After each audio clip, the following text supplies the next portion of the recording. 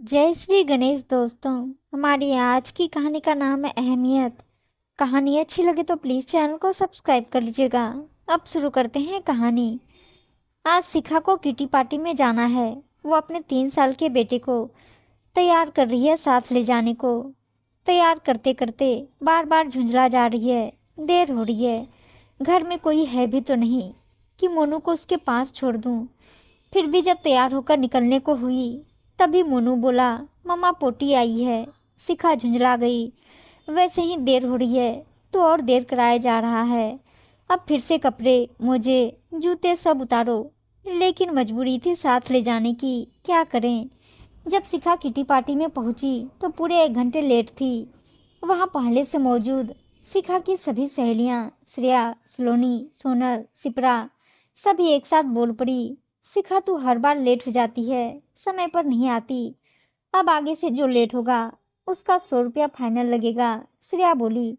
शिखा बोली, अरे समझा करो तुम लोग, मोनू की वजह से बड़ी प्रॉब्लम होती है। तभी बीच से किसी की आवाज आई, उसको छोड़ दिया करना किसी के पास। मैं भी तो अपने सासू माँ के पास बच्चों को छोड़ आती हूँ। सोनल बोली, काश मेरी भी सासू माँ होती। शिखा बोली। तभी सलोनी बीच में बोल पड़ी, अरे आजकल तो बहुएं चाहती नहीं है कि ससुराल में सास हो, और तू कह रही है मेरी भी सास होती। श्रेया बोली, अरे नहीं, जैसे बहू के बिना घर घर नहीं होता वैसे ही सास के बिना ससुराल कैसा। हाँ हाँ, शायद तुम ठीक कह रही हो। सास न हो तो हम बहुओं के नखरे कौन उठाएगा। नए नए जब हम ब्याह कर ससुराल आते हैं तो दरवाजे पर सास आरती का थाल लिए खड़ी रहती है, तो हम लोगों को अपनी अहमियत का एहसास होता है। जब सासू माँ कहती है अच्छे से तैयार होना, अच्छी साड़ी पहनना और सारे जेवर पहनना, मेरी बहू सबसे अच्छी लगनी चाहिए, तो लगता है कि कोई है घर में जो हमारा इतना ख्याल रख रहा है।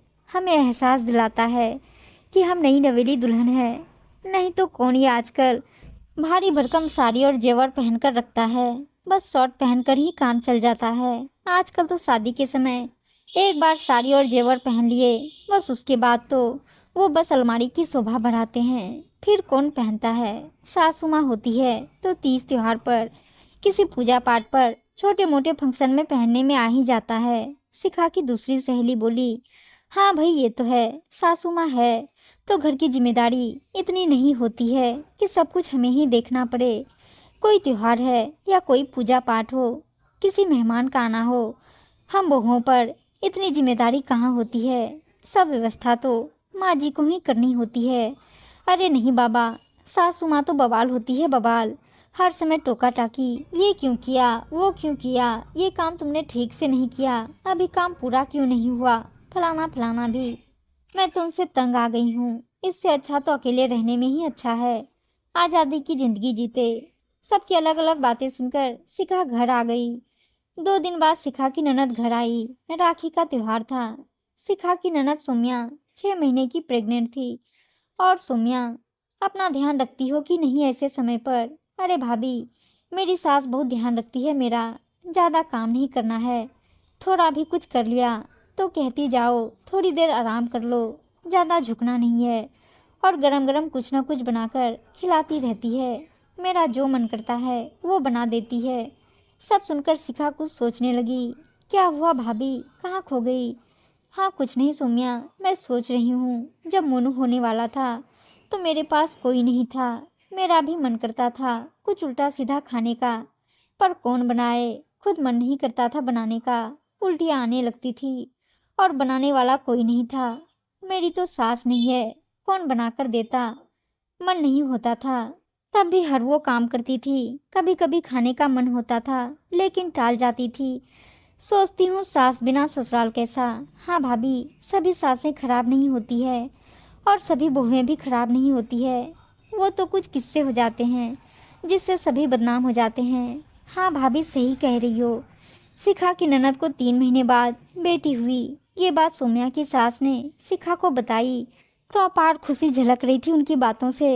डिलीवरी के पहले शिखा ने सोम्या से पूछा कि बच्चे के लिए कपड़े वगैरह तैयार कर लिए, तो वो बोली सब कुछ तैयारी सासू माँ कर रही है, मुझे चिंता करने की ज़रूरत नहीं है। सवा महीने बीतने पर आज सौम्या के ससुराल में पूजा और पार्टी रखी गई थी। शिखा ननद के घर गई तो सास जी सौम्या की बेटी को गोद में लिए बैठी थी और सौम्या आज़ादी से सबका वेलकम करने में लगी हुई थी। सौम्या के चेहरे पर आत्मसंतुष्टि का एक अलग ही भाव था। जब सब कुछ निपट गया तो शिखा घर जाने को हुई तो सौम्या से बोली, अब तो तुम बहुत व्यस्त हो जाओगी बेटी के साथ। तो सौम्या बोली, नहीं भाभी, मुझे ज़्यादा परेशान नहीं होना पड़ता, सब कुछ मम्मी जी संभाल लेती हैं। शिखा चाय का कप लेकर बैठी बैठी सोच रही थी। जीवन में हर किसी की अपनी अपनी अहमियत है। परिवार में सबका होना भी ज़रूरी है। यदि एक मेंबर भी कम हो तो उसकी अहमियत पता चलती है।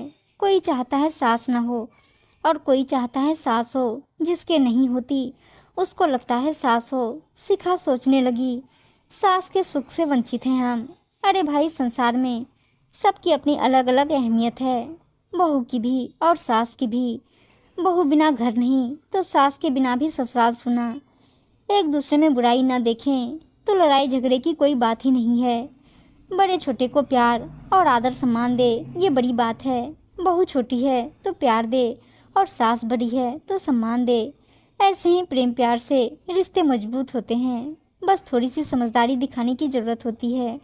उम्मीद है दोस्तों कहानी अच्छी लगी होगी और अच्छी अच्छी कहानियाँ सुनने के लिए चैनल को सब्सक्राइब और वीडियो को लाइक से ज़रूर कर दीजिएगा। धन्यवाद दोस्तों।